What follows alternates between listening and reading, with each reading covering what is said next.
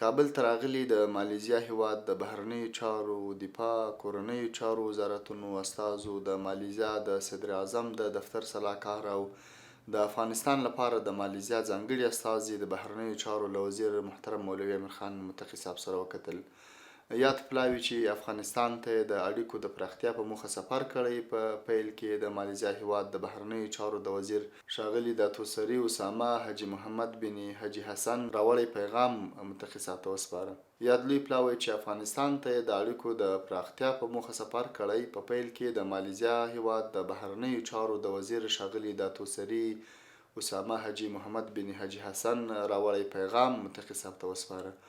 د بهرنیو چارو وزیر محترم مولوي امیر خان متقي صاحب د افغانستان او مالیزیا د ولسونو او حکومتونو ترمنځ شته ډیپلوماتیکي، دیني، کلتوري او اقتصادي اړیکې د لا پراخوالي په حال کې وبللي او د تاریخ په اوږدو کې له افغانستان سره د مالیزیا د ښه نیت د بشري مرستو په ځانګړي ډول د هرات د وروستۍ زلزلې له قربانیانو سره د مالیزیا هیواد له مرستو مننه وکړه. د بهرنیو چارو وزیر زیاته کړه چې په بیلابیلو برخو کې د سوداګرۍ او پانګونې فرصتونه شته.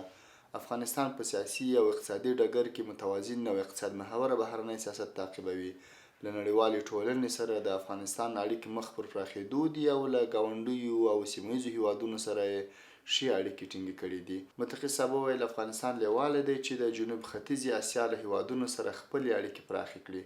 متقي صاحب دغه راز وویل د افغانستان حکومت د مالیزیا له حکومت څخه غواړي چې د هغو 3000 افغانانو لپاره چې اوس مهال په مالیزیا کې ژوند کوي د روغتیا او زده کړو اسانتیاوې برابرې کړي. د مالیزیا د پلاوي غړو وویل د مالیزیا حکومت غواړي له افغانستان سره په بیلابیلو برخو کې اړیکې پراخې کړي.